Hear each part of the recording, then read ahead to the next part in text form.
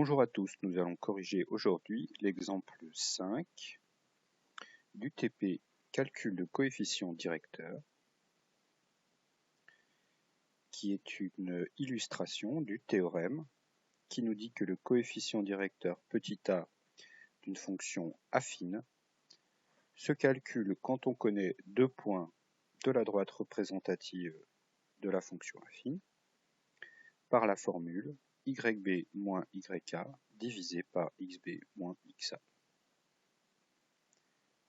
Alors l'exemple 5 vous a un peu surpris puisque nous avons une fonction affine f telle que f de 1 égale racine carrée de 2 et f de 2 égale 1.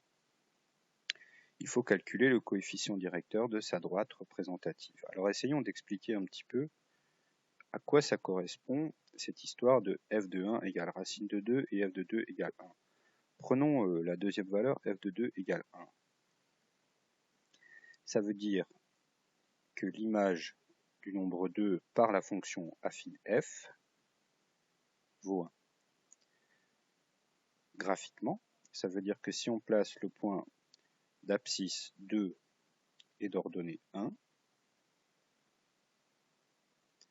on obtient ici un point.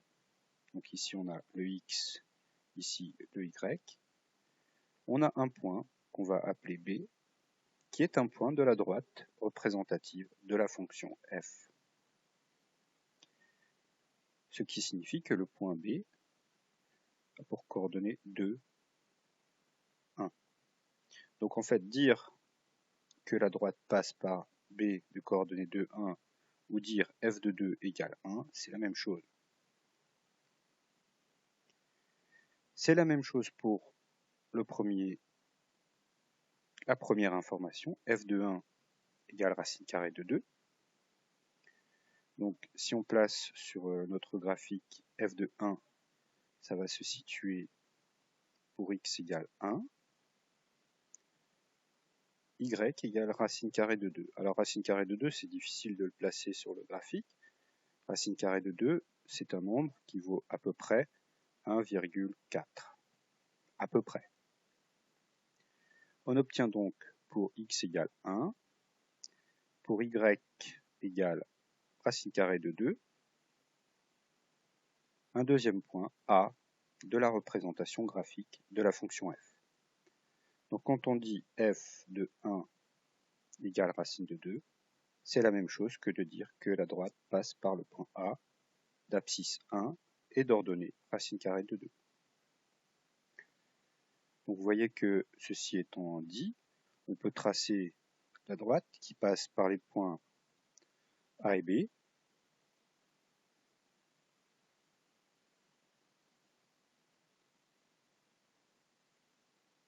Et cette droite, c'est la représentation graphique de la fonction affine f. Maintenant, on peut calculer le coefficient directeur de cette droite en appliquant notre formule. Alors la formule, c'est petit a. Alors petit a n'a rien à voir avec grand A. Petit a, c'est le coefficient directeur de la droite. En calculant donc y de b moins y de a sur xb moins xa,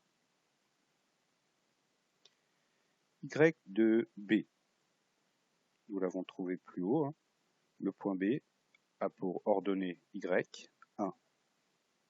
Le point A a pour ordonnée y, racine de 2. Le point B a pour abscisse 2. Le point A a pour abscisse 1. On trouve 1 moins racine carrée de 2 divisé par 2 moins 1 qui donne 1. Et comme vous le savez, quand on divise par 1, c'est comme si on faisait rien du tout. Il nous reste 1 moins racine carrée de 2. Le coefficient directeur petit a de cette droite est donc 1 moins racine carrée de 2. Comme j'ai dit tout à l'heure que racine carrée de 2 valait à peu près 1,4, vous voyez qu'on fait 1 moins quelque chose qui vaut à peu près 1,4 et qui est donc plus grand que 1. Ça veut dire que le résultat 1 moins racine carrée de 2 sera strictement négatif. Alors ça se voit sur le graphique, puisqu'on voit que la droite descend quand on va de la gauche vers la droite, ce qui est caractéristique d'un coefficient directeur négatif. Si on veut une valeur approchée de ce coefficient directeur, puisque racine de 2 vaut à peu près 1,4, ça nous fait donc à peu près 1 moins 1,4 moins 0,4. Mais ici, on nous demande la valeur exacte du coefficient directeur petit a. La réponse officielle, c'est donc 1 moins racine de 2 et on la laisse comme ça. Voilà, à bientôt pour une nouvelle vidéo.